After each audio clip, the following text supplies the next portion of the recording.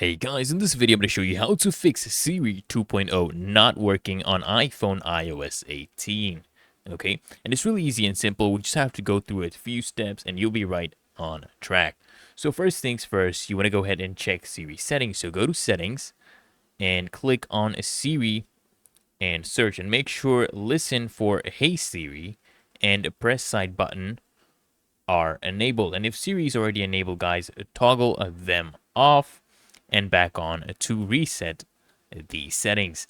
And then what you want to do, guys, of course, you want to enable Siri's voice feedback. So Siri 2.0 is designed to provide, a more natural voice response, but it may be muted sometimes or set to respond only when hands-free. So what you want to do, guys, you want to go to settings, go to accessibility, and then go to Siri. Then select voice feedback and ensure it is set to always on. Okay, this will allow Siri to talk back to you in any scenario. Then of course, guys, you want to go ahead and check your network connection, because Siri 2.0 actually requires an active internet connection to process requests. So you want to make sure you are connected to Wi-Fi or have a strong cellular signal.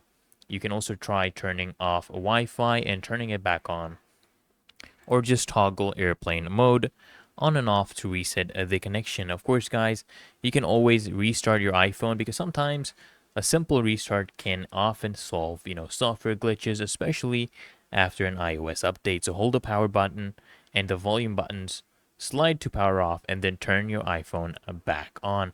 And of course, guys, it's always a good idea to check for software updates, because Apple may have released a fix for Siri 2.0 issues in a subsequent update. So what you want to do, go to settings, go to general, and then click on software update and check if there's any available updates. And if there is one available, install it and see if it resolves the issue.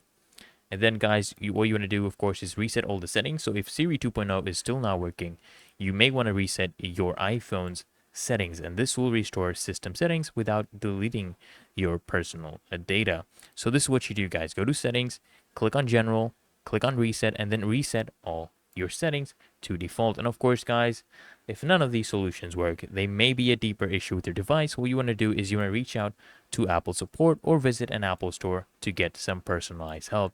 So hope this guide was of value to you. If it was, guys, consider smashing the like button as well as subscribing to frequently asked questions, and I'll see you in the next one.